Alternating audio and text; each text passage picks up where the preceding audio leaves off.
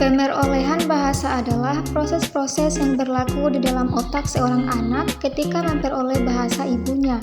Pemerolehan bahasa adalah dimulai dari lingkungannya, terutama lingkungan keluarga. Ini disebut pemerolehan bahasa pertama yang terjadi dalam kehidupan awal anak. Anak-anak dalam proses pemerolehan bahasa pada umumnya menggunakan 4 strategi, yaitu imitasi, produktivitas, umpan balik, dan prinsip operasi. Sedangkan pemerolehan bahasa kedua dimaknai saat seseorang memperoleh bahasa lain setelah terlebih dahulu ia menguasai sampai batas tertentu bahasa ibu atau bahasa pertama. Peran fonologi, morfologi, dan sintaksis dalam pembelajaran bahasa Indonesia di sekolah dasar sangat penting untuk membentuk dasar yang kuat dalam penguasaan bahasa siswa. Penerapan pembelajaran fonologi, morfologi, dan sintaksis di sekolah dasar memerlukan strategi yang sesuai dengan perkembangan anak-anak pada usia tersebut. Beberapa strategi yang bisa diterapkan antara lain adalah pendekatan bermain dan berbasis kegiatan, cerita dan dongeng, modeling dan imitasi, pembelajaran terpadu, penggunaan teknologi edukatif, kegiatan kelompok kecil, dan penilaian morfatif. Berbagai pendekatan pembelajaran seperti pendekatan komunikatif, kontekstual, dan berbasis teks memberikan landasan bagi pengajaran yang efektif. Secara keseluruhan, pendekatan, model, teknik, dan model pembelajaran bahasa Indonesia di sekolah dasar harus dipilih dan disusun secara cermat untuk mencapai tujuan pembelajaran yang optimal, yaitu membekal siswa dengan kemampuan berbahasa yang baik dan mengembangkan minat siswa. Macam-macam metode membaca permulaan diantaranya yaitu metode eja atau bunyi, metode suku kata, metode kalimat, dan metode SAS. Berbicara yang efektif membutuhkan penguasaan lafal, struktur bahasa, dan kosakata serta pemahaman terhadap gagasan yang akan disampaikan dan kemampuan memahami lawan bicara. Tujuan utama dari berbicara adalah untuk berkomunikasi. Tujuan umum berbicara menurut Jago Tarigan terdapat beberapa golongan berikut ini, yaitu menghibur, menginformasikan, menstimulasi, dan menggerakkan. Kemampuan berbicara permulaan berfungsi untuk mengungkapkan pikiran, perasaan, dan informasi, menggambarkan sesuatu baik benda, tempat, orang, ataupun suasana, menjelaskan prosedur secara sistematis, memerankan tokoh, cerita, dan deklamasi, menceritakan pengalaman, menanggapi dan menyimak, serta melakukan komunikasi elektronik. Ada beberapa jenis berbicara secara umum, yaitu berbicara berdasarkan tujuan, berbicara untuk membujuk, mengajak, dan meyakinkan, berbicara untuk menghibur, berbicara berdasarkan situasinya, berbicara formal dan informal, berbicara berdasarkan cara penyampaiannya, dan berbicara mendadak. Pembelajaran bahasa dan sastra Indonesia terpadu adalah pendekatan pembelajaran yang mengintegrasikan keterampilan berbahasa dengan pemahaman sastra Indonesia. Tujuannya adalah agar siswa dapat mengembangkan kemampuan berbahasa Indonesia dengan baik, mampu mengapresiasi karya sastra Indonesia, dan memiliki pemahaman yang lebih mendalam tentang kekayaan budaya dan sastra Indonesia.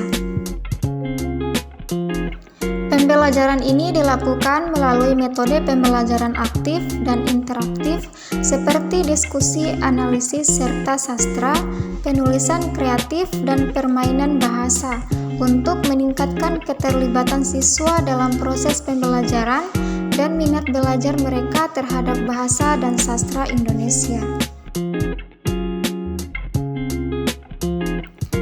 Penilaian otentik dalam pembelajaran bahasa dan sastra di sekolah dasar dapat memberikan manfaat yang signifikan dan mengembangkan pemahaman siswa terhadap materi, keterampilan berpikir kritis, dan kreativitas.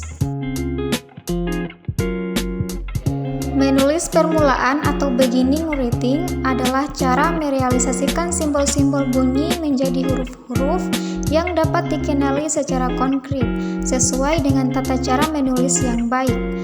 Menulis permulaan merupakan tahapan proses belajar menulis bagi siswa sekolah dasar kelas awal. Tujuan dari menulis permulaan adalah agar siswa dapat menulis kata-kata dan kalimat sederhana dengan tepat. Pada menulis permulaan, siswa diharapkan untuk dapat memproduksi tulisan yang tepat dan dapat dimulai dengan tulisan eja. Langkah-langkah kegiatan menulis permulaan terbagi ke dalam dua kelompok, yakni pengenalan huruf dan latihan. Menulis permulaan merupakan tahapan proses belajar menulis bagi siswa sekolah dasar kelas awal. Oleh sebab itu, sebagai pengajar kelak hendaknya kita mengajar dengan langkah-langkah yang benar serta memperhatikan rambu-rambu dalam pembelajaran menulis.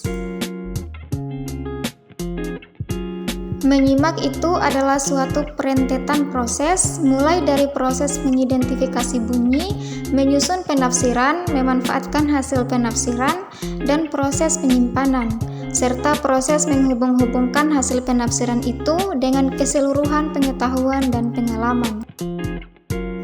Menyimak adalah kunci untuk meningkatkan kemampuan seseorang dalam memahami informasi dengan lebih baik. Dengan memahami berbagai jenis menyimak, seperti menyimak ekstensif dan intensif, dan dengan informasi secara kritis dan reflektif. Dan memiliki kemampuan untuk melakukan proses menyimak dengan baik juga sangat penting untuk mendapatkan tujuan dan manfaat dari menyimak. Tujuan menyimak sendiri adalah untuk memperoleh informasi, menangkap isi, serta memahami makna komunikasi yang disampaikan oleh pembicara melalui ujaran. Beberapa jenis menyimak permulaan dibedakan berdasarkan kriteria tertentu, yakni berdasarkan sumber suara, berdasarkan bahan simakan, dan berdasarkan pada titik pandang aktivitas menyimak. Ragam menyimak menurut Tarigan sebagai berikut. Yang pertama, menyimak ekstensif. Menyimak ekstensif adalah sejenis kegiatan menyimak mengenai hal-hal yang lebih umum dan lebih bebas terhadap suatu ujaran, tidak perlu di bawah bimbingan langsung dari seorang guru. Kedua, menyimak intensif. Menyimak intensif merupakan kegiatan menyimak yang dilakukan dengan sungguh-sungguh dan dengan tingkat konsentrasi yang tinggi untuk menangkap makna yang dikehendaki. Di dalam proses menyimak, ada beberapa tahapan yang perlu dilalui oleh si penyimak, antara lain: pertama, tahap mendengar. Dalam tahap ini, penyimak baru mendengar segala sesuatu yang dikemukakan oleh sang pembicara dalam ujaran atau pembicaranya. Kedua, tahap memahami. Setelah mendengar, ada keinginan menyimak untuk mengerti atau memahami dengan baik isi pembicaraan yang disampaikan oleh si pembicara. Yang ketiga, tahap menginterpretasi. Penyimak yang baik, yang cermat dan teliti belum merasa puas kalau hanya mendengar dan memahami isi ujaran sang pembicara. Dia ingin menafsirkan atau menginterpretasi isi butir-butir pendapat yang terdapat dan tersirat dalam ujaran itu. Keempat, tahap menilai. Setelah memahami serta dapat menafsirkan atau menginterpretasikan isi pembicaraan, sang penyimak mulai menilai atau mengevaluasi pendapat serta gagasan sang pembicara tentang keunggulan dan kelemahan, kebaikan dan kekurangan sang pembicara. Dan yang terakhir, tahap menanggapi. Tahap ini merupakan kegiatan akhir dalam kegiatan menyimak. Sang penyimak menyambut, mengecamkan, menyerap, serta menerima gagasan atau ide yang dikemukakan oleh sang pembicara dalam tujuan atau pembicaraannya. Perkembangan bahan ajar dan media pembelajaran bahasa dan sastra di sekolah dasar menunjukkan kemajuan yang signifikan dalam upaya meningkatkan kualitas pembelajaran bahasa dan sastra di sekolah dasar.